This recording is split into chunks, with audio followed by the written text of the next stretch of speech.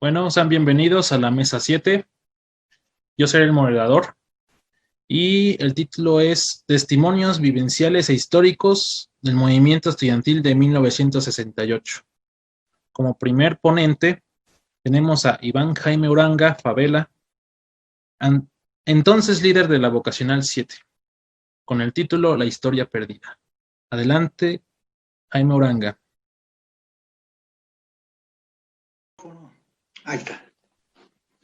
Buenas tardes a todos y felicidades a todos por las buenas ponencias que he venido escuchando.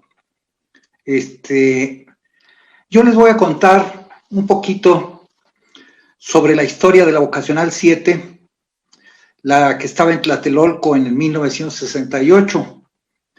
Era una escuela que tenía incluso, no era una vocacional, era una escuela técnica piloto, donde había un programa educativo que experimental, que inició en 1965.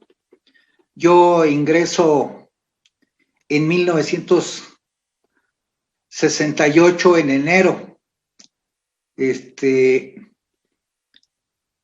Tenía yo aproximadamente 6 meses de estar en la escuela cuando,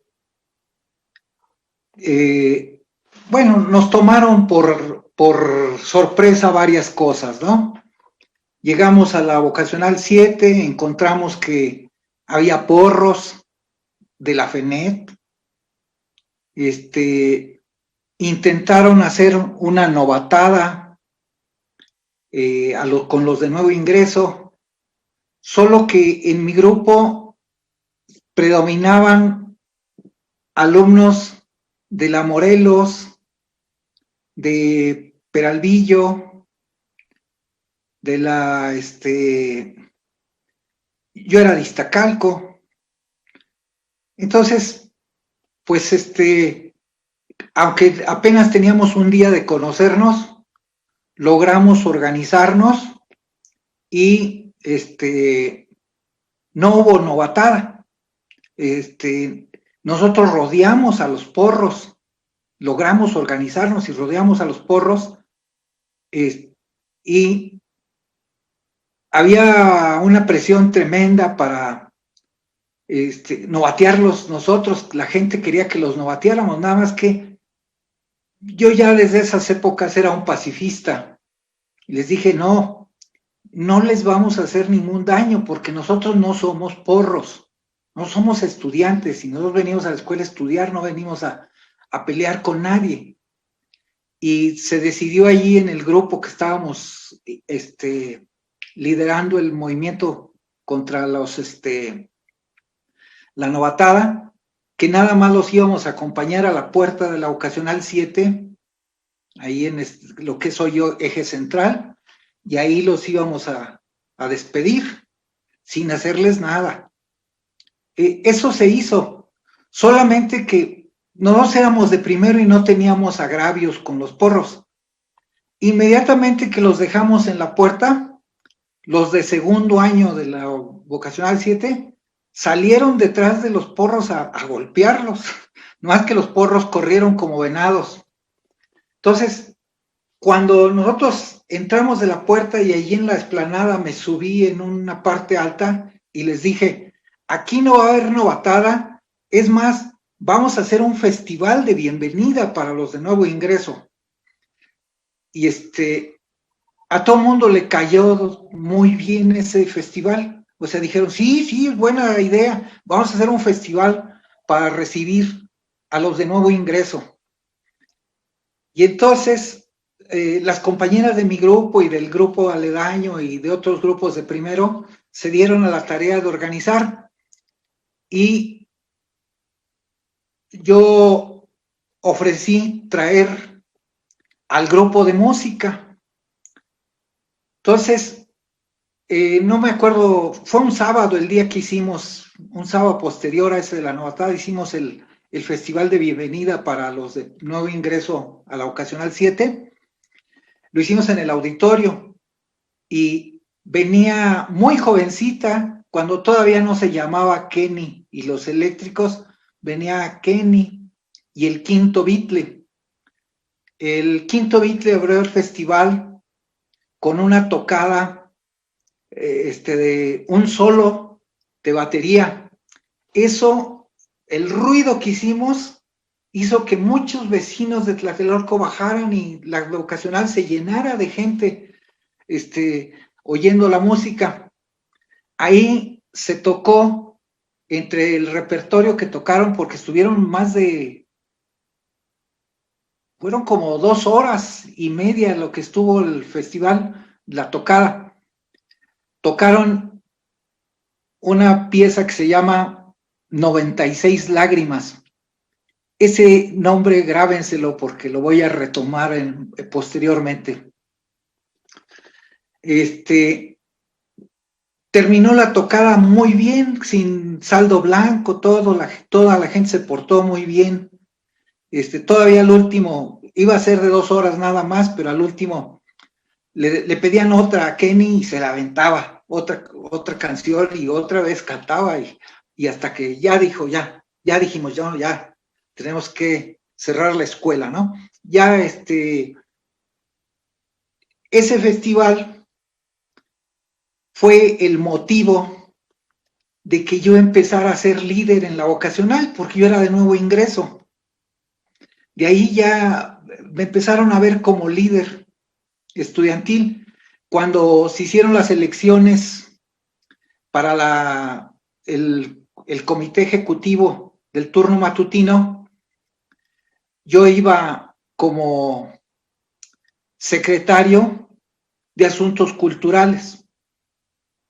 Y a partir de que ganamos las elecciones, yo empecé a pasar películas, a hacer conferencias. Todos los sábados había un evento cultural. Y entre los ponentes dio 3 ponencias Fausto Trejo. Y dio 2 ponencias Efraín García Reyes. A lo mejor a usted no le suena, él era muy conocido por sus hermanos, que a todos les decían los chóforos de Boca 7. Era muy raro, en Boca 7 estudiaron 4 hermanos García Reyes.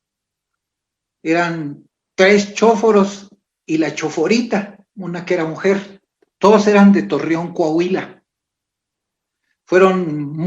Tenían mucho liderazgo ellos. Cuando Efraín dio las conferencias sobre los monopolios multinacionales, él ya iba en economía, pero había estudiado en Boca 7, había egresado de Boca 7, Efraín García Reyes. Yo todavía hasta la fecha lo respeto mucho, lo siento como un gran maestro para mí, igual que a Fausto Trejo. Además, pues en ese tiempo nosotros teníamos problemas para conseguir películas, pero la embajada de la Unión Soviética cada sábado nos prestaba una película, entonces había buenas películas cada sábado allí en la Vocacional 7. Y así fui tomando el liderazgo. Yo todos los viernes iba a la escuela a pedir el auditorio para el sábado. En ese tiempo tenías que entregar un escrito y además llenar una forma donde te hacías responsable de cualquier daño que sufriera el auditorio por el evento. Entonces, metía mi escrito, me hacían firmar ese documento, me regresaban un documento en donde me autorizaban para que yo se lo entregara al que tenía las llaves del auditorio. El día 26 de julio, la Vocacional 7 no fue invitada a la manifestación que iba la manifestación que primero iba al casco del Monumento de la Revolución, al casco, y que luego se salió de control y se vino a ir al Zócalo. Boca 7 no fue invitada, aunque había algunos de Boca 7 allí en la marcha. Yo era viernes, yo estaba solicitando el auditorio, cuando empezó la refriega allá en la Alameda. Cuando yo salgo de la dirección con mi escrito que ya me habían autorizado a tener el auditorio para el sábado, entran corriendo compañeros y me abordan y me dicen, es que tienes que hacer algo, nos están madreando allá en la Alameda. Y yo pues estuve a punto de decirles como Fox, ¿y yo qué tengo que ver?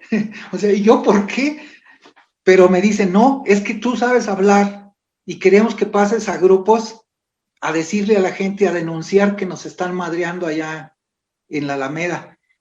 Entonces empezamos a pasar a grupos y luego organizamos un grupo y en enfrente tomamos 2 camiones que nos fuimos hacia la Alameda, pero como la Boca 7 había tenido un movimiento el año anterior, yo no sé quién había hecho los tubos de patas de respirador y de bancas destruidas, habían hecho toletes. Entonces todos llevábamos tolete cuando fuimos al Zócalo, a la Alameda. Y nuestro primer enfrentamiento fue allí no llegamos en el camión hasta la Alameda, llegamos hasta el Blanquito y de ahí nos bajamos corriendo sobre la acera y entramos por atrás de Bellas Artes y ahí tuvimos nuestro primer enfrentamiento con los granaderos.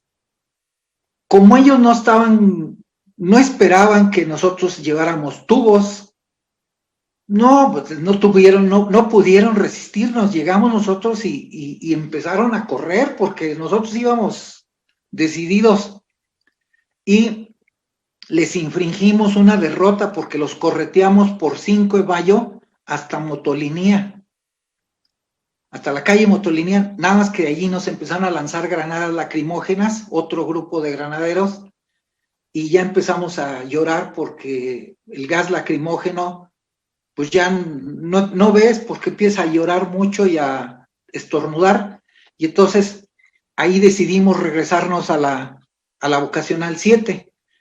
Y regresamos y había una asamblea en la vocacional 7 organizada por la FENET.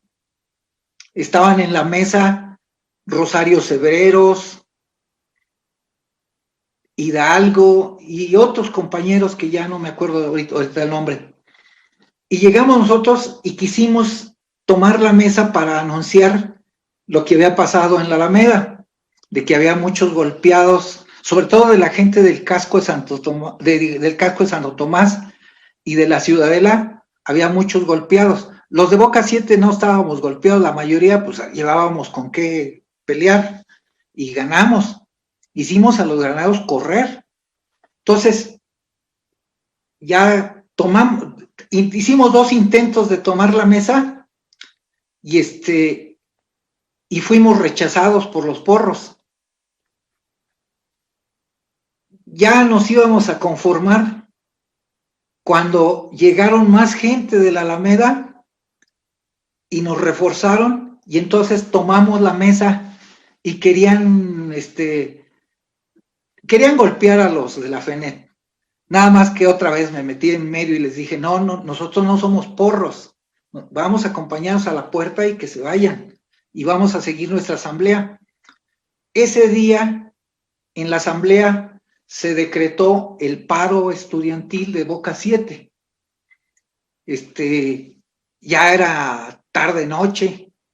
Jesús Vázquez, que fue el dirigente de la vocacional 7, estaba en clases. La mayoría de la vocacional 7 estaba en clases en la tarde. Andábamos gente de la mañana y algunos de la tarde de los grupos que habíamos salido a ir a la Alameda, pero los demás grupos estaban en clases. Entonces fuimos por Jesús hasta su salón. Él era el secretario general de la Sociedad de Alumnos de la tarde. Bajó y dirigió la asamblea y ahí se decretó un paro indefinido. Ese día ya nos quedamos a vivir allí en la vocacional 7. Me nombran a mí tesorero y prensa y propaganda. Y desde ese día hasta el 19 de septiembre yo viví en la Boca 7. O sea, no salía de la Boca 7, ningún día salí de ahí, excepto el día 29 tomó el ejército la vocacional 7 y lo tuvo el 29, 30 y 31. Esos 3 días no estuvimos en Boca 7. Los únicos que logramos huir el día 29 fuimos los de prensa y propaganda. Todos los demás fueron detenidos al campo militar número 1, donde les cortaron el pelo y los ficharon. Ahí estuvieron, recuerdo muy bien, dentro de les decíamos los pelones porque a todos los pelaron a rapa. Estaba el compañero Carpóforo, estaban varios de mi grupo, que también Con todo respeto, mi estimado, ya nada más te quedan 3 minutos. Ok. Para concluir, muchas gracias. Entonces, para cerrar el relato, les voy a decir lo que ocurrió el último día que yo estuve en la vocacional 7, estando allí en la vocacional. El día 18 de septiembre en la noche, el ejército toma la UNAM y ese mismo día, por la madrugada, el batallón Olimpia o un grupo paramilitar ataca vocacional 7 y asesina a todos los que estaban adentro de la vocacional 7. Solamente salvamos la vida 5, que 3 estábamos dormidos abajo de una mesa de tortas en la cafetería, 2 que estaban en el plafón del auditorio y no sabemos si vivió un herido que brincó de la explanada hacia atrás, por las astas de las banderas por allá atrás, que dejó sus huellas en la barda ensangrentadas. Entonces, ese día nosotros le llamamos el día que no fuimos historia, porque ningún periódico, ni de la prensa nacional, ni de la prensa extranjera que había en México en ese tiempo por las Olimpiadas, sacó una nota sobre esa agresión a Boca 7. Solamente The Guardian sacó una notita así chiquitita en Inglaterra y a pesar de que los que sobrevivimos fuimos recibidos por más de 1,000 gentes allá fuera de la escuela, porque las escaleras estaban todas llenas de sangre donde arrastraron los cuerpos, no salió en las noticias. Además, desde ese día o los días siguientes el auditorio fue cerrado y 13 años después encontraron cadáveres en el auditorio y hay un compañero de medicina que escribió un libro que se llama Más de 96 lágrimas. Narra el festival, ahí conoció a su novia y 13 años después, la novia se le desapareció en 68 y 13 años después encontraron su cadáver en el auditorio de la Boca 7. Eso cuenta esa novela. Interesante, es de nuestro compañero Héctor Piñera, el doctor Héctor Piñera Guevara. Entonces, ese era el relato que les quería decir. Muchas gracias. Muchas gracias a usted. Una hermosa historia, una historia heroica y de memoria para siempre, para nuestro país. Bueno, procederemos entonces con Ramiro Aguirre Garín, entonces integrante de la Federación Nacional de Estudiantes Técnicos. Presente.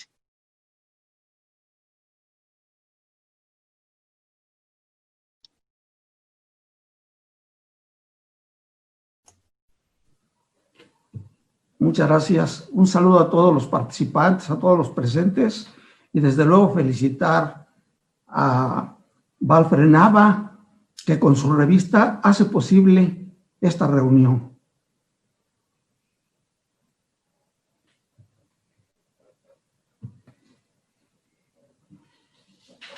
Dijo el joven conductor que yo era miembro de la FENED en aquel entonces, efectivamente, yo ocupaba el puesto de secretario de prensa. Entonces, tuve la oportunidad a muchos jóvenes que Iván Uranga acaba de mencionar, a la dinastía esta de los García Reyes, de Gómez Palacios Durango. Los conocí muy bien, platicaba mucho con ellos. Yo tuve información oficial, pero también tuve información de los compañeros de los comités de lucha, porque cuando yo llegué al Politécnico me inscribieron en una organización de alguna manera subrepticia, porque recordemos que en aquella época los del Partido Comunista, bueno, pues eran de algún modo perseguidos. Y en el caso del Politécnico, los jóvenes pertenecientes a la Juventud Comunista crearon lo que le llamaron la vanguardia revolucionaria. Bueno, yo con Antonio de Haro, Lecanda, en fin, varios compañeros de la Escuela de Economía, yo ingresé a la vocacional, pues me integraron. Entonces, en el movimiento estudiantil, si bien yo era secretario de prensa, pero siempre mantuve la relación con los dirigentes del Consejo Nacional de Huelga. Raúl Álvarez Garín, Guevara Niebla, en fin, a todos, Ángel Verdugo, que lo veo ahí, no tuve la oportunidad de charlar en esa época, pero a Cimental Banderas y a varios de físico-matemáticas los conocí muy bien. Bien, preparé un texto que me voy a permitir leer y si hay tiempo voy a hacer comentarios sobre algunas vivencias de aquel 1968. La Federación Nacional de Estudiantes Técnicos fue la organización central de los movimientos estudiantiles en el Instituto Politécnico Nacional. Nace casi en paralelo a la creación de la Gran Escuela Politécnica. Su fundación en 1937 es obra del estudiante de la ESIME, Jesús Robles Martínez, pero también del entendimiento que se daba con las autoridades del Politécnico y del gobierno federal. De ello, destacamos lo que autoridades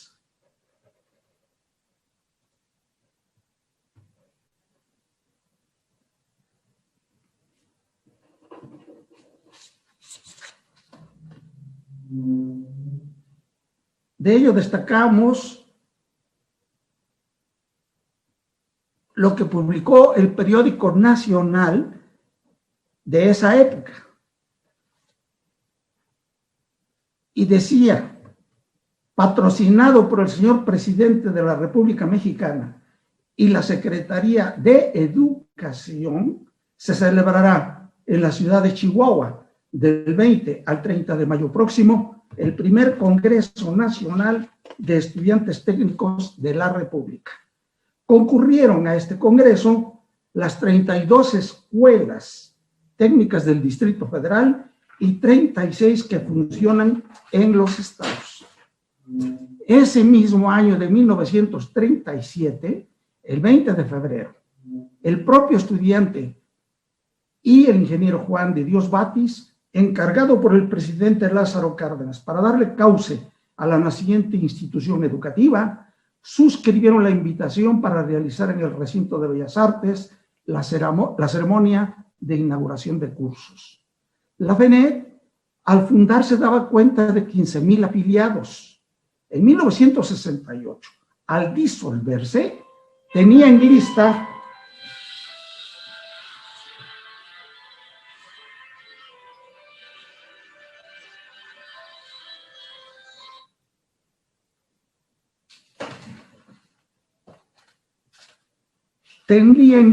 a 300,000 integrantes del propio Politécnico, de los tecnológicos regionales y de las escuelas técnicas de los ramos industrial, agropecuario y del mar, diseminados por toda la geografía nacional. Esta organización, en sus 31 años de existencia, tuvo una vida azarosa. nacida del vientre gubernamental, transitó por los flancos de la izquierda y finalmente su creador, al restituirla al seno gubernamental, cavó su sepultura. Desde sus orígenes, la agrupación de los estudiantes técnicos fue la más representativa. Su membresía cubría todo el territorio nacional e ideológicamente marchaba al lado de las corrientes progresistas. Fue el soporte político de la Confederación de Jóvenes Mexicanos, en cuyo seno se arropaban la Federación de Estudiantes Campesinos Socialistas de México, los estudiantes de las universidades de Guadalajara, de Michoacán, de Colima y Nayarit, así como de la Escuela Nacional de Maestros y de la Normal Superior de México.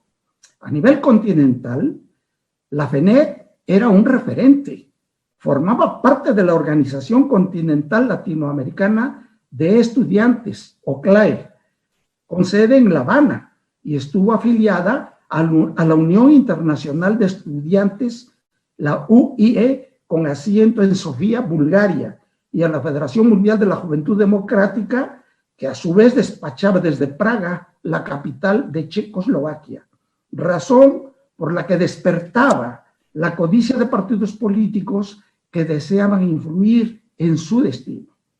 La FENET, en sus grandes momentos, enarboló las demandas más sentidas de sus representados. En la década de los 40, defendió a la institución politécnica ante la agresión de funcionarios públicos, planteó peticiones sobre servicios asistenciales, aumento presupuestal, ordenamientos jurídicos y su reglamentación, equipamiento de talleres, laboratorios, dotación de becas y transportes, a la vez que se manifestaba solidariamente con los pueblos del tercer mundo y se proclamaba por la paz mundial. Denunció la intromisión del imperialismo norteamericano que pretendía, a mediados de la década de los 50, subordinar la educación técnica a través del punto 4 del Plan Columbia, bajo los designios de Harry S. Truman. Con la llegada de Manuel Ávila Camacho al gobierno de la República, la educación popular resintió los embates de la clase más conservadora de este régimen. Luis H. Pontón y Octavio Béjar Vázquez, titulares en distintos momentos de la Secretaría de Educación Pública, se encargarían de desmembrar del Politécnico las escuelas de enseñanza técnica y las escuelas para hijos de trabajadores. Lo secundó Gustavo Vaz Prada, rector en esa época de la UNAM, quien se oponía a la carrera de médico rural impartida por la Escuela Nacional de Ciencias Biológicas. Estas arremetidas y el que no se le permitiera al Politécnico expedir títulos profesionales a sus egresados, así como el amago de sustraerle las prevocacionales de provincia y la negativa para expedir la ley orgánica, motivaron para que el Comité Ejecutivo de la FENET, encabezado por José Aceves Díaz de Sandy, estudiante de la ESIA, decretaran la primera huelga que estalló el 6 de marzo de 1942. La segunda gran parada estudiantil en el Politécnico se dio en 1950. Roberto Robles Garnica, entonces dirigente de la FENET y estudiante de la Escuela Superior de Medicina Rural, se hizo acompañar de un comité de huelga en donde figuraban, entre otros, Salvador Gamis Fernández, Amado Tameshir y Rafael Estrada Villa. Personajes que desde entonces, al militar en el Partido Popular, adquirieron una sólida formación ideológica y lograron conformar un pliego petitorio en donde se le planteaba al gobierno federal la construcción de un internado que alojara a 1,000 estudiantes, un nuevo estatuto jurídico, la actualización de planes y programas de estudio y la integración del Sistema Nacional de Educación Técnica. Las tareas académicas se suspendieron por espacio de 46 días. La presión estudiantil obligó a que en pleno meeting que se desarrollaba en el Zócalo de la capital de la República, un emisario de Manuel Gual Vidal secretario de Educación Pública del gobierno de Miguel Alemán, invitó a los dirigentes y ya en la oficina del funcionario se pactó la finalización de la huelga. A las demandas iniciales se sumó la petición de la renuncia del ingeniero Alejandro Guillot Schiaffino a la dirección general del Politécnico. El tercer gran movimiento estudiantil se inició el 11 de abril de 1956. El descontento estudiantil estalló simultáneamente en todas las escuelas del Politécnico bajo la coordinación de Nicandro Mendoza Patiño, estudiante también de la Escuela Superior de Medicina Rural, presidente de la FENET y un comité central de huelga para encauzar los planteamientos que habían presentado por separado las escuelas.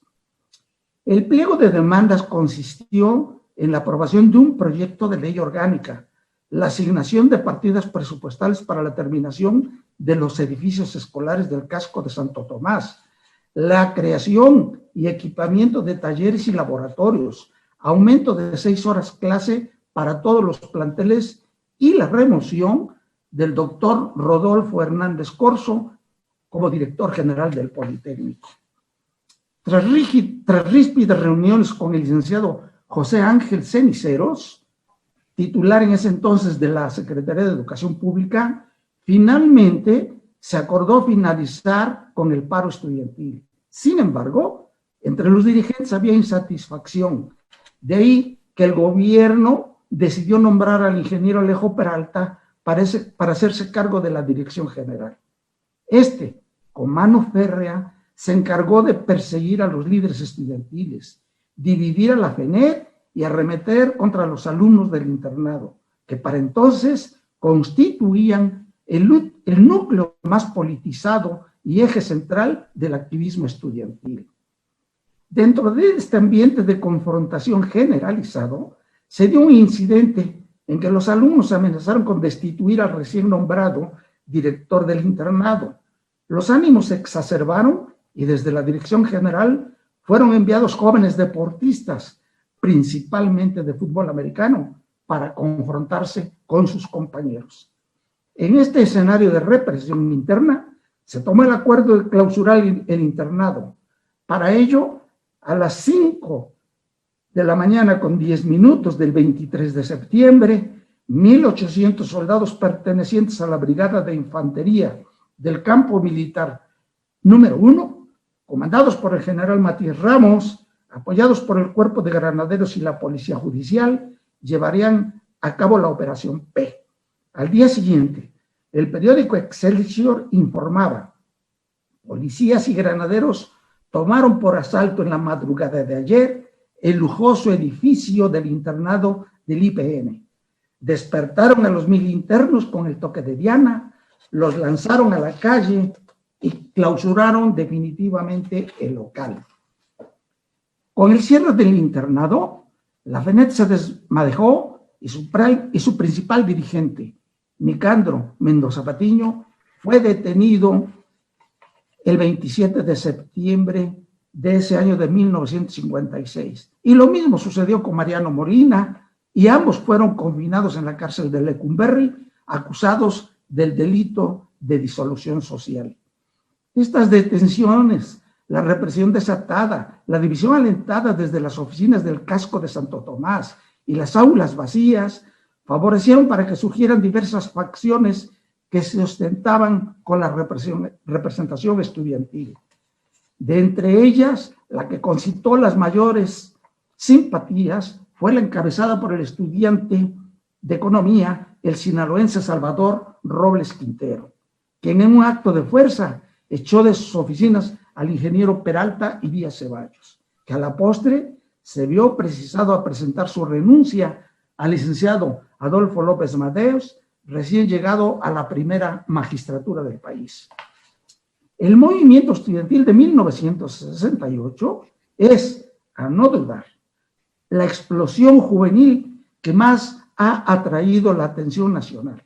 Y a diferencia de los movimientos anteriores, en que su radio de acción se limitó a los círculos escolares, el 68 se polarizó hacia otros segmentos de la población y trascendió al lado de otros estallidos juveniles en otras latitudes del orbe.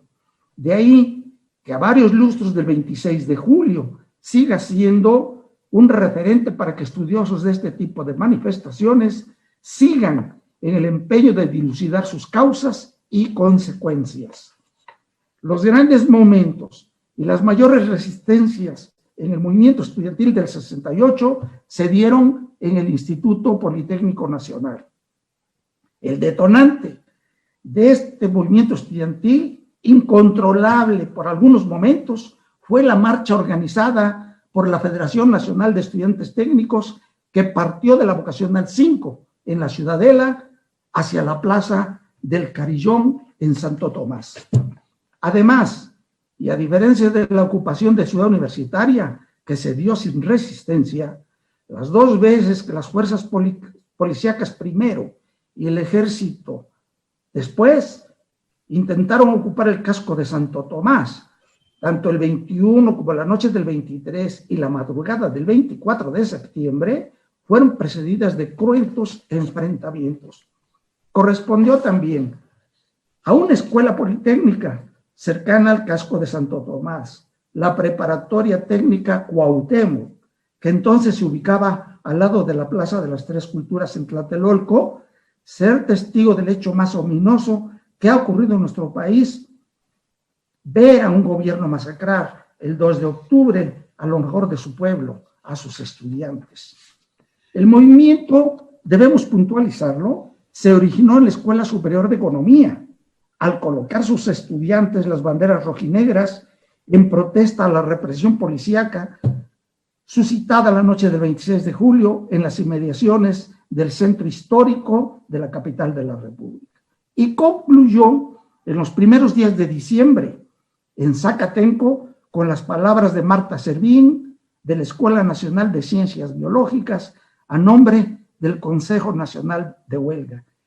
De este texto, mi estimado, ya le faltan 3 minutos. Un solo párrafo que dice lo siguiente: se ha acusado a los estudiantes de intransigentes, pero en las distintas fases del movimiento se ha demostrado disposición para solucionar el conflicto, y así fue que de la exigencia de la resolución de los 6 puntos como condición para el retorno a clases, pasamos al cumplimiento solo de 3 prerequisitos, y al no obtener una respuesta del gobierno, y ante el peligro real que amenaza la subsistencia de las estructuras democráticas de nuestras instituciones de educación superior, peligro más grave aún que el de la represión en contra de las personas, puesto que la pérdida de la democracia en nuestras instituciones significaría la imposibilidad de continuar el presente movimiento y de promover como universidad y politécnico verdaderamente abiertos al pueblo, movimientos semejantes en otros sectores de la población, decidimos el retorno a las aulas. ¿Cómo se dio? ¿Y qué nos dejó el 68? Se dio por la centralización del poder, el autoritarismo y la asfixia ciudadana. Al conmemorar el día de ayer, 2 de octubre, el 52 aniversario de este movimiento, fue porque los jóvenes estudiantes hicieron suyos los espacios públicos y ejercieron su derecho a expresarse. Fue fraterno, porque logró unir a jóvenes de diversos centros de estudio, principalmente del Politécnico y de la UNAM.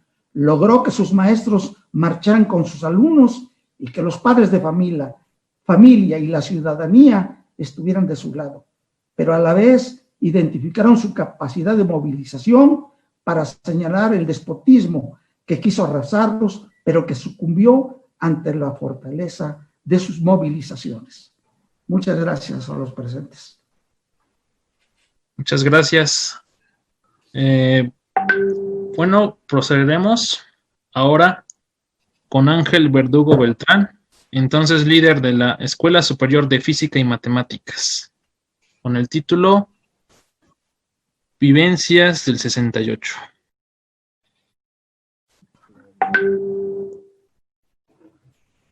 Ahí está ya. Está abierto el micrófono ya, ¿me escuchan? Sí, lo escuchamos. Muy bien. Traigo unas cuantas láminas aquí en PowerPoint, simplemente como un apoyo. Espero que le aplasto aquí para... Sí. Muy bien. Vamos a medir el tiempo. Algunas vivencias en el movimiento del 68. Primero, lo obvio. ¿Qué entendemos por vivencias? Experiencia que se tiene de algo, el hecho de vivir o experimentar algo, o el hecho simple de estar vivo. Otras cuestiones obvias, que no por obvias no deban ser dichas o repetidas, es la siguiente. Nos guste o no, este país es otro México, no es el de 1968, aun cuando no pocos, entre ellos algunos de los que participaron, insisten en juzgar hoy o querer intentar hacer lo mismo que se hizo hace 52 años. También los estudiantes de hoy, no solo los del Politécnico, sino en general los estudiantes desde nivel medio superior y superior, no son los que éramos en aquel año. El futuro que veíamos o que buscábamos concretar hace 52 años no era tampoco el de los jóvenes que hoy buscan construirse su futuro. Lo que aquellos jóvenes pensaban debería ser el país era muy diferente a lo que piensan los jóvenes de hoy. Estoy hablando, por supuesto, en términos generales. Es evidente que debe haber, como diríamos en matemáticas, algunas discontinuidades o las colitas de la curva, de la campana de Gauss, los de la izquierda y los de la derecha. Pero en términos generales es posible afirmar que lo que aquellos jóvenes pensamos o pensábamos de lo que debería ser el país es muy diferente a lo que piensan los jóvenes de hoy. En este nuevo México, los jóvenes no piensan, en términos generales, repito, en el futuro del país, sino en el suyo propio. No voy a entrar a discutir si esto es bueno, es malo, es justo o injusto. El hecho es que hoy priva entre la masa estudiantil en todo el país un individualismo que no lo voy a juzgar, pero es un poco diferente o un mucho diferente a cómo veíamos el país hace 52 años. En el Politécnico en aquel entonces se hablaba de manera abierta de la mística de ser Politécnico. El Politécnico era una institución en aquel entonces todavía joven. En esas condiciones, decir mística Politécnico tenía un gran significado. El lema mismo que todavía sobrevive de nuestra institución, la técnica al servicio de la patria, dice mucho y nos decía mucho en aquel entonces. Hoy hay otra visión. Los jóvenes hoy tienen otra visión, otras, vamos a decir, diversiones, entre comillas. En aquellos años, pues no había, los teléfonos eran escasos, no había computadoras, o eran unos monstruos aquellos, tarjetas perforadas, etcétera, y de alguna manera la tendencia era leer, porque no había prácticamente otra cosa que hacer. Entonces la lectura era algo que nos acompañaba. Yo me acuerdo cuando hacíamos el recorrido en los camiones, era frecuente ver a algunos estudiantes con algún libro, una novela. Acudir a las bibliotecas era mucho más frecuente que ahora. Ese era el país en el que nos desarrollábamos, lo que aspirábamos. Tenía condiciones económicas, una inflación 2% sostenida durante varios años, salarios reales que aumentaban cada año, etcétera. La mayoría de los que estábamos en el Politécnico éramos clase media baja y clase baja. Un buen porcentaje de los estudiantes del Politécnico en aquel entonces éramos el primer integrante de una familia que llegaba a la educación superior. proveníamos de hogares de situación precaria económicamente hablando o materialmente hablando, y esa familia hacía esfuerzos sobrehumanos para que el hijo viniera a México a estudiar, terminara lo más pronto posible para construirse un mejor futuro, no solo para él, sino también a los que se habían quedado en el lugar de origen. Ese era, pues, el México de aquellos años. ¿Qué pensaba yo en junio del 68, es decir, un mes antes del inicio del movimiento, acerca de mi futuro personal? Lo mismo que decenas de miles de estudiantes, no solo del Politécnico, sino también de otras instituciones. Incorporarme al mercado laboral, mejorar materialmente y ayudar a mi familia. ¿Hacer la revolución para implantar el socialismo? No. Evidentemente había un porcentaje muy, pero muy pequeño. En aquel entonces la Juventud Comunista, el Partido Popular Socialista y algunos otros movimientos tenían presencia en el Politécnico como en otras instituciones de educación superior. Había células y ahí había círculos de estudio. Había dos libros que eran sumamente populares, era el famoso Politzer, Principios Fundamentales o Elementales de Filosofía, y uno sobre teoría de economía política, el Nikitin. Eran los manuales, los leía uno y se convertía en revolucionario en 15 días. Leía uno el Politzer y a las 10 páginas ya identificaba a los otros, agnóstico, ecléctico, idealista, etcétera. Era una forma muy, vamos a decir, muy simplista de llegar a esos juicios. Ese era el ambiente en el que nos movíamos. Era rarísimo encontrar a alguien que dijera, yo quiero hacer la revolución para implantar el socialismo.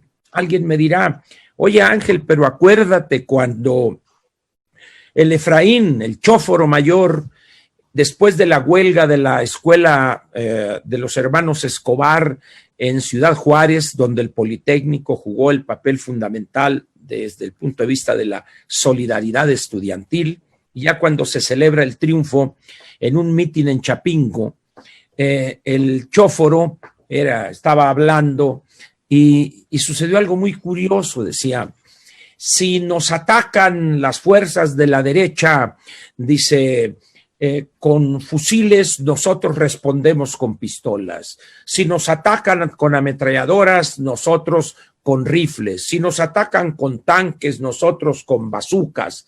Y llega un momento en que era tal el ataque que él veía que se le acabó el armamento para cómo responder y mucha gente estalló en risas.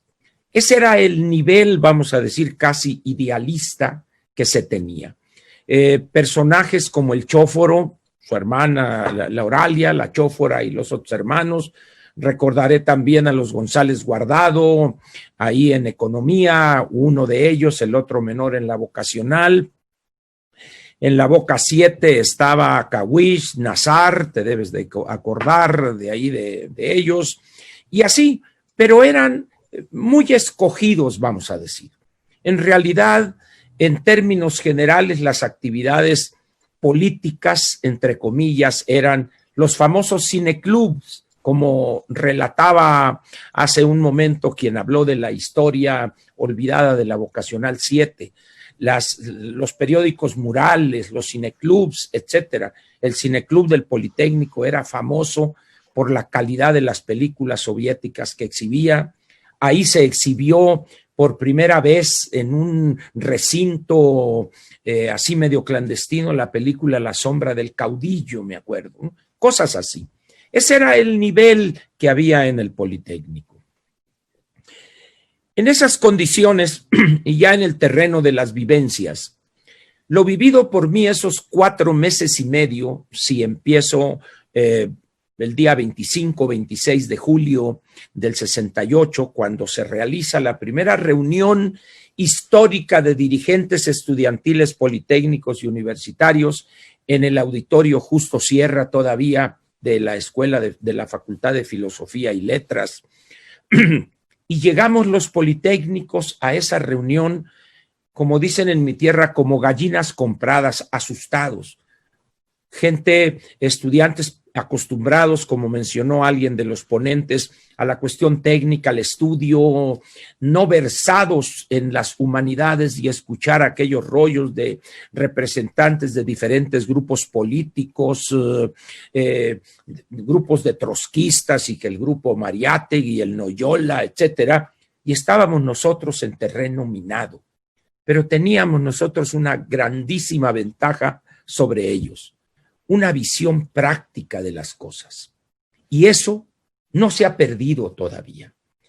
La dirección del movimiento del 68 recayó en el Politécnico fundamentalmente.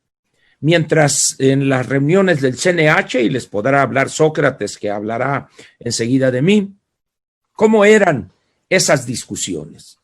Cuando ya se cansaban los universitarios, entonces planteaba Raúl Álvarez: a ver, señores, en concretito, acordábamos y vámonos. Si me pidieran ustedes un porcentaje de responsabilidad en el movimiento del Politécnico y el resto, yo diría que el Politécnico se lleva el 60-65%, 2/3 partes, y lo otro se reparte entre la universidad, Chapingo, la Ibero y una cosita mínima. El Politécnico fue la columna vertebral, al margen de que no había humanidades, pero había un sentido práctico, había una claridad en los objetivos. Era increíble cómo el Politécnico, los 35 días que estuvo el CNH en física y matemáticas, le dábamos de cenar gratuitamente a casi 350 personas por noche. Cuando los universitarios se cansaron de ir de CU al Politécnico, dijeron: es que el Poli no es autónomo y aquí puede entrar el ejército. En cambio, en la universidad no, por la autonomía. Y a los 3 días estaba el ejército el 18 de septiembre, como bien relataron antes. Es decir, el Politécnico tenía eso, esa mística, ese afán de querer hacer las cosas, de cambiarlas, pero partiendo de la práctica, no de lo que llamábamos en aquel entonces los rollos interminables. ¿Qué pasó, pues, en estos 4 meses y medio para mí? ¿Qué efecto tuvo en mí? Que aquel futuro que yo anhelaba de tener una carrera académica, mejorar materialmente y apoyar a mi familia, fue hecho a un lado. ¿Con qué lo sustituí? Con algo que hoy suena ridículo: hacer la revolución. Hoy le dicen ustedes a algún estudiante eso y dicen: oye, maestro Paz, móchate para andar iguales. No, con eso sustituí yo aquel futuro y dejé absolutamente todo: carrera, futuro en la escuela, etcétera, etcétera. Lo dejé absolutamente todo. Y 4 años después, casi, ya en Lecumberri, en 1972, yo fui capturado, yo anduve en la vida clandestina 4 años, en mayo del 72 fui capturado. Tuve tiempo para revisar esos meses y mis vivencias, y también para evaluar objetivamente lo hecho y los resultados obtenidos. Comparto con ustedes algo de ese balance. Evidentemente esos 4 años fueron en la clandestinidad, incluyendo los 4 meses del movimiento estudiantil. Lo más importante de esa revisión y balance de mi participación en el movimiento fue: pude determinar en Lecumberri, ya sin presión alguna, los errores críticos cometidos, los cuales sin duda tuvieron mucho que ver en el desenlace del 2 de octubre. El primer error que yo considero crítico: no entendimos la magnitud del movimiento, menos aún la responsabilidad que como dirigentes teníamos. Si ustedes ven el movimiento anterior, que fue el 65 de los médicos, no se compara con la magnitud del movimiento del 68. Tampoco el de la escuela de los hermanos Escobar, el 67. Tampoco, no estaba reciente el movimiento del movimiento revolucionario del magisterio de Otón Salazar. De tal manera que no teníamos experiencia nosotros como dirigentes, lo pongo entre comillas ahí. Pero algo que podría yo sintetizar del segundo error es que empezamos a querer jugar a hacer la revolución. nos alocamos, nos sentimos los amos del país y decíamos que estábamos haciendo la revolución. Pero jamás entendimos, ese es el tercer error, que el Estado en cualquier país jamás juega a ser el Estado. Es el Estado. Y cuando se ve acorralado, cuando se ve puesto en una situación de debilidad o de acoso, actúa como eso, el Estado. Otro error fundamental que cometimos, el diálogo público. Que en este lugar y que en este y en el otro y en el otro, es el diálogo público. Éramos ingenuos a más no poder. Otro error, el campamento en el Zócalo el 27 de agosto. Ese fue un acuerdo que tomamos en el Consejo Nacional de Huelga, una soberana tontería. Cuando se sale del control el mitin, estaba hablando una persona de la ESIA, Barrón, esto lo puede comentar Sócrates porque él era el maestro de ceremonias. En un acto inteligente y audaz, cuando Barrón se queda mudo por pánico escénico, le arrebata el discurso Sócrates que no conocía, porque se lo habíamos escrito Federico Emery y yo. En ese momento, cuando toma el hilo del discurso, había una frase en el discurso que decía: queremos diálogo público, sí, pero proponemos un lugar simbólico, el Palacio de Bellas Artes, cosa que era una figura retórica, ni había sido discutido en ninguna parte. Sócrates se sorprende de eso, y en esos cuantos segundos que para Sócrates al ver eso, en ese momento la gente empieza a gritar: Zócalo, Zócalo, Zócalo, Zócalo, y aquello fue incontrolable. Cuando hacemos un team back abajo entre los dos camiones del Politécnico que estaban ahí, Raúl Álvarez propuso: señores, hay que irnos, hay que levantar el campamento, y dijo Luis González de Alba, ahí Sócrates puede ratificar esto, dijo: no, porque ustedes los del Politécnico siempre imponen las cosas porque son muchos y nos quedamos. Cosa curiosa, Luis no se quedó, en cuanto ya dijimos, pues nos quedamos, y se fueron y nos quedamos el Pino Salvador Martínez de la Roca y yo como comandantes, entre comillas, de ese campamento. Lo demás es historia. A las 12 de la noche, minutos antes, nos desalojaron. No entendimos los mensajes que nos envió el Estado. La toma de CU el 18 de septiembre, la batalla en el casco de Santo Tomás, que ya lo relató ahorita quien me antecedió, el 23 y la madrugada del 24 de septiembre, y no entendimos lo que se vio los días posteriores. Y todavía llamamos a 2 mítines en Tlatelolco el miércoles 25 y luego el 2 de octubre. Y le habíamos agregado una marcha de Tlatelolco al casco de Santo Tomás que se suspendió. A partir del 2 de octubre, el Consejo Nacional de Huelga fue otro, muy diferente al que estuvo todo julio, o sea, la final de julio, todo agosto y todo septiembre. Eso será objeto de otra plática, pero Sócrates puede corroborar esto. A partir de ese nuevo Consejo Nacional de Huelga, las cosas cambiaron radicalmente, radicalmente. Los que quedamos libres y que veníamos del viejo consejo, quedamos en franca y total minoría. Y es cuando integrantes de la Juventud Comunista toman el control, porque eran los únicos que tenían en las escuelas estructura y militantes, y ellos irrumpen y quedamos en franca minoría. Doy nombres: José Barragán de Derecho, Marcelino Perello de Ciencias, que nunca había asistido a una reunión del CNH antes, nunca, a una sola jamás asistió. Tomó el control por simple aritmética después del 2 de octubre. Marta Servín también, integrante de la Juventud Comunista en aquel entonces, que ahorita la mencionó. Y cuando ella leyó ese discurso el 2 de diciembre en la Plaza Roja en Zacatenco, era cuando ya estábamos completamente divididos totalmente. Así terminó el movimiento del 68, el 2 de diciembre de ese año.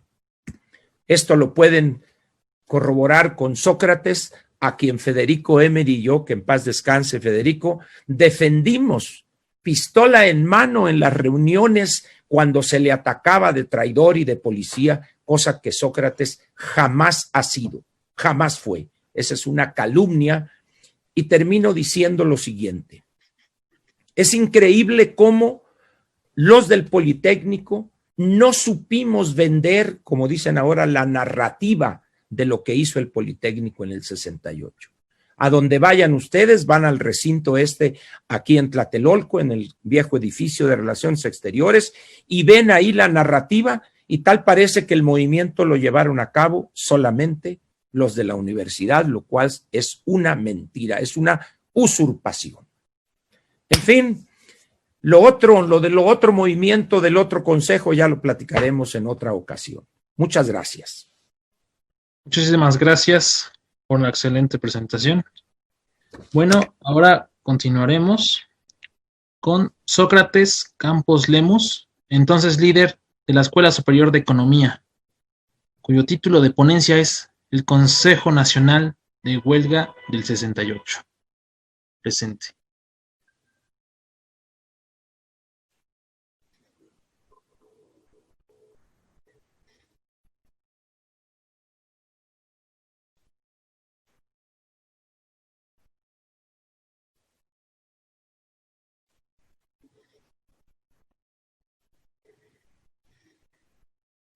¿Se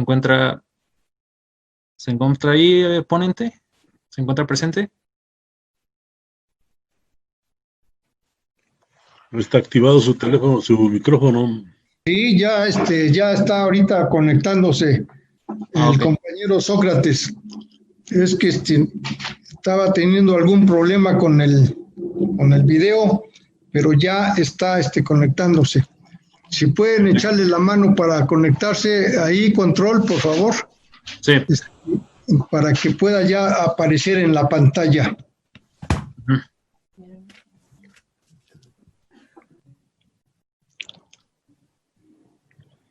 Te devuelvo la función de moderador, por favor, filósofo. Ok. Gracias.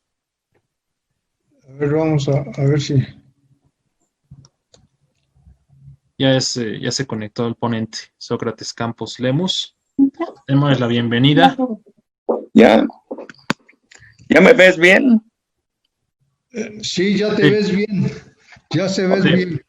Bienvenido, Sócrates Campos Lemus, entonces líder de la Escuela Superior de Economía, cuyo título de ponencia es el Consejo Nacional de Huelga del 68. Bueno, muy buenas tardes. Buenas tardes. Realmente yo quiero felicitar a Valfre por este esfuerzo que ha hecho extraordinario. Quiero felicitar a Ramiro Aguirre Garín por esa limpieza, por ese manejo tan puntual e histórico de un gran desarrollo de nuestra institución. Y quiero darle las gracias a un amigo muy querido que siempre ha sido Ángel, al cual le debemos un enorme respeto. A lo largo de muchos años y a través de una relación estrecha con algunos otros compañeros, pudimos conocer esa historia de tragedia que tuvo posteriormente y ese nivel de éxito que ahora ha alcanzado con una gran visión y una gran claridad.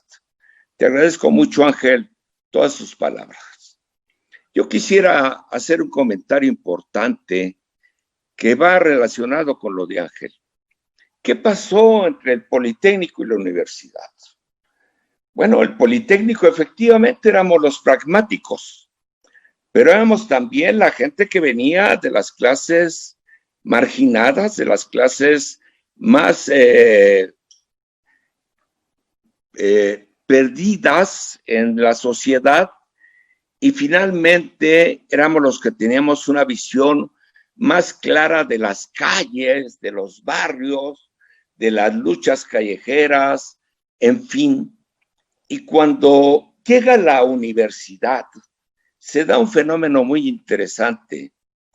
Por primera vez, los jóvenes del Politécnico, los jóvenes universitarios, los jóvenes de la Normal, se comienzan a integrar y comienzan a salir a diferentes partes de las calles, los mercados, con aquellas famosas brigadas de prensa y de información.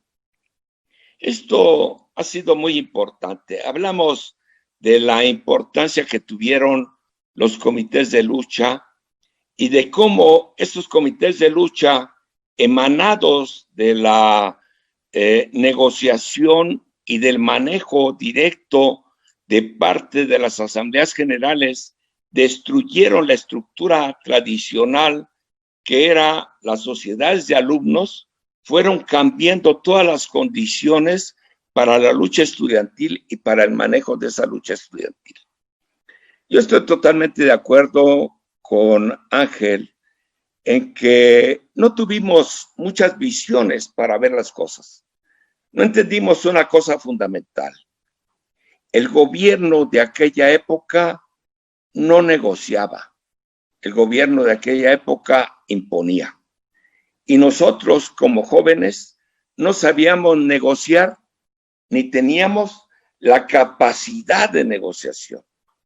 Por estas razones se fueron complicando mucho las cosas y se fueron modificando inclusive las relaciones entre el Estado acostumbrado a la negociación y a la imposición con los jóvenes que no entendíamos que no podíamos negociar simplemente porque dentro del propio seno del Consejo Nacional de Huelga era imposible realizar cualquier negociación en forma independiente. Por esta razón, en la estructura misma del Consejo Nacional de Huelga impedía que se pudiera hacer una negociación global o independiente. Y por esta razón, el gobierno buscaba muchos sitios e inclusive hubo, por supuesto, muchos pequeños grupos que trataron de incursionar dentro del seno del Consejo Nacional de Huelga e inclusive algunas gentes hacer propuestas en forma directa que ya algún día las platicaremos en una forma más abierta, de que les decían a uno, oye, pues no podemos ir a hablar con el regente de la ciudad porque quiere hablar con nosotros, o quiere el secretario de gobernación tener una reunión con nosotros para ver estas cosas. Y esas cuestiones en el campo del Politécnico no las entendíamos, no las comprendimos jamás. Por esta razón, dentro de esa estructura pragmática de la que habla atinadamente Ángel, el Politécnico llevaba la fuerza de operación política en las marchas, en las manifestaciones, en los mítines, en las acciones directas. Esto es vital para entender también por qué cuando se pasa el Consejo Nacional de Huelga a la universidad se le da otro giro. Se le da otro giro después del 27 de agosto, por ejemplo. ¿Por qué? Porque comienzan a hablar de los grandes festivales para no comprometer el asunto del 15 de septiembre y lo demás, pues se hace el grito de independencia que lleva el ingeniero Eberto Castillo allá en la universidad. Y esto, por supuesto, que pone enloquecido al presidente de la República, que era tan dogmático y tan intolerante en muchas de sus cosas. Pero, ¿qué pasó cuando pasó a la universidad? Cuando toman la universidad, efectivamente llega el ejército. Estábamos allá, muchas gentes que íbamos a iniciar la sesión del Consejo Nacional de Huelga, cuando nos avisaron que iban las tropas hacia allá, muchos pudimos salir, hubo 1,500 detenidos, No hubo una violencia, digamos, extrema, hubo actos de violencia, por supuesto, actos de represión, pero los jóvenes, inclusive los maestros, pudieron salir y ahí están las fotografías, todavía en los camiones, pudiendo cantar el himno nacional y haciendo la vez de la victoria. En el caso del Politécnico, las cosas fueron diferentes. En el Politécnico llegaron primero los granaderos en una forma brutal a las gentes del casco de Santo Tomás, a las gentes de la parte de Zacatenco, comenzaron a agredirlas y lógicamente los jóvenes que estaban mucho más organizados dentro de nuestras escuelas dieron una resistencia que llegó a extremos brutales hasta que muchas horas después de batallas intensas dentro de las calles cercanas a las escuelas, llegó el ejército y arrasó la tropa con todo, destruyó todo. Igual que hicieron en la vocacional 7. Esto es muy importante señalarlo. Cuando la vocacional 7 fue atacada por miembros del Estado Mayor. Nuestro compañero ahí dice que no salió la información. Sí salió la información. La información la sacaron posteriormente tratando de acusar a dirigentes del propio Politécnico, a José Nazar, a los hermanos Tordesillas, a mí, a otras gentes, diciendo que nosotros habíamos ido a atacar y a destruir la vocacional 7 cuando fueron las gentes del Estado Mayor Presidencial las que hicieron ese primer acto. Y cuando así se fueron dando las cosas y se fue tratando de dividir al sector estudiantil, lo cual al final lo lograron. A las gentes del Politécnico las fueron marginando. ¿Por qué? Porque las gentes del Politécnico no teníamos la capacidad de negociación. La propuesta de negociación ya de los últimos días de septiembre para el día 1 y 2 de octubre vino después de la que entregaron parte de las instalaciones de la universidad y ahí se comenzaron a reunir nuevamente las gentes del Consejo Nacional de Huelga y los maestros y vino de parte de los profesores universitarios y de gente de la propia universidad. Hicieron la propuesta de que había un proceso de negociación, había una posibilidad de negociación y que el presidente de la República había nombrado a Jorge de la Vega Domínguez y Andrés Caso Lombardo como sus representantes para que hicieran un acto de presencia y pudiera haber un grupo de negociación. En estas condiciones ya de desgaste, de ver que se acercaba el día 12 de octubre, que comenzaban las Olimpiadas, en fin, las gentes inclusive del Politécnico aceptamos que se llegara a esa negociación y para esto se nombró a una comisión. Ya tendremos los nombres de esas comisiones que fueron elaboradas y que llegaron a la casa del rector para garantizar su propia seguridad y tener ahí las primeras conciliaciones de esa negociación. ¿Cuál fue la negociación? Primero, que los jóvenes aceptábamos regresar a clases. Esto era muy importante. Separamos el movimiento y retornamos a clases. Segundo, que nosotros suspendíamos el meeting que iba a ir de Tlatelolco al casco de Santo Tomás. Y lo aprovechamos esto porque también pensamos, si el casco de Santo Tomás está ocupado todavía por el ejército, es lógico que pueda haber allí un nuevo movimiento, una nueva confrontación y todo se va al diablo. Entonces suspendemos ese meeting y pedimos que se permita hacer el meeting en Tlatelolco para informar a la base estudiantil de que se regresaba a clases y que se comenzaba a hacer la constitución de 6 comisiones para tratar los 6 puntos del pliego petitorio.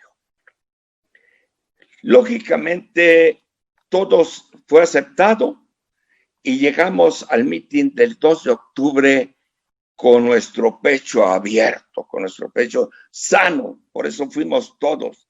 Inclusive había habido una propuesta que había hecho Raúl y algunos otros dirigentes, en el sentido que solamente fuera una comisión para hacer dar esta información y que no fuéramos todos, pero pues, todos sentimos que ya había una negociación muy conformada, muy hecha, y nos fuimos a caer directamente allí a Tlatelolco.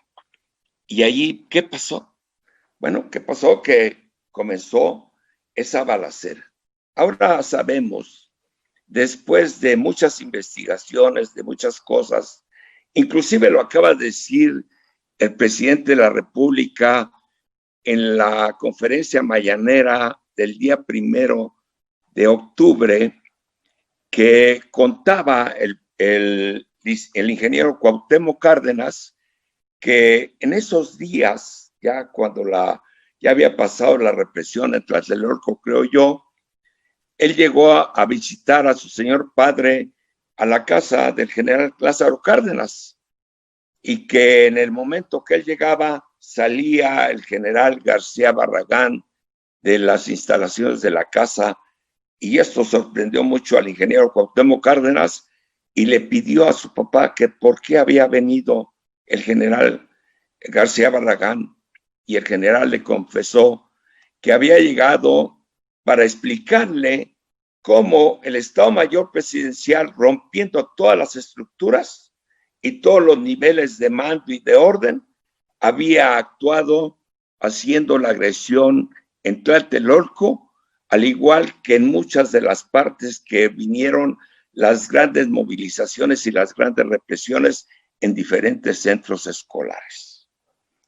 Esto, por supuesto, que es una parte muy importante que posteriormente se tendrá que analizar y que ver y que sentir para ver cómo están formadas las piezas.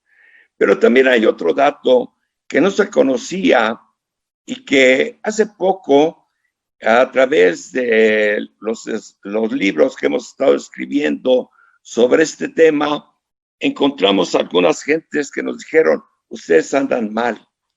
El día 26 de julio ya había formado antes grupos de jóvenes que se habían contratado de diferentes sitios de policía y de instituciones paramilitares para conformar un grupo que después se conoció como Batallón Olimpia. El pretexto era cuidar las instalaciones de las Olimpiadas, pero también se utilizó a este grupo muy bien pagado y muy bien entrenado por gentes del Estado Mayor y controlado a través del Departamento del Distrito Federal, para que estos con grupos fueran a agredir a diferentes instituciones para ver dónde reventaba un movimiento. Esto pasó como sucedió con el encuentro que se dio en la escuela Isaac Ochoterena con la vocacional 5, y ahí cómo regresó y cómo ingresó el famoso equipo de granaderos a agredir brutalmente a las escuelas, tanto la privada como la pública, y después cómo hicieron el mismo tipo de operativo en las preparatorias 1 y 2, allá en el centro de la ciudad, en la vocacional 7 y en otros lugares en donde fueron haciendo agresiones de carácter brutal. ¿Esto con qué fin?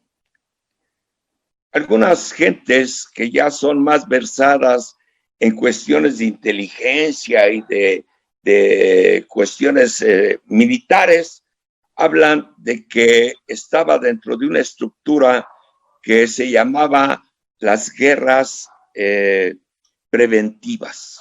Disculpe, estimado, le faltan 4 minutos para concluir, por favor. Esas guerras preventivas que trataban de buscar que salieran los posibles dirigentes en un esquema que había controlado en el país, que era el esquema del golpismo, que aquí no se había dado, pero en América Latina se había producido el golpismo militar y que se trataba de imponer también en México. Por esta razón, es muy importante que nosotros entendamos qué ha venido pasando, que dejemos aquellas cosas de estarnos acusando unos a los otros, porque las cosas realmente han sido así. Esto que dijo Ángel, se los puedo decir con toda claridad. Estoy tranquilo con mi conciencia y yo sé que es mi responsabilidad dar la cara en algunas otras cosas, pero tenemos que ver realmente lo que se tiene que conocer de un movimiento tan importante que dejó encharcado en sangre y lágrimas y rompimiento de sueños, un movimiento de los jóvenes que ha sido el más limpio que se ha dado en los últimos años en este país que tanto queremos. Mil gracias por su atención. Muchas gracias por su ponencia, Campos Lemus. Gracias. En efecto, se trata de una mesa de vital historia, vitales experiencias, que justamente ayer, 2 de octubre, celebramos el aniversario 52 del acontecimiento de Tlatelolco. Entonces, ahorita pasaremos, después de esta mesa, proceder a la mesa 8.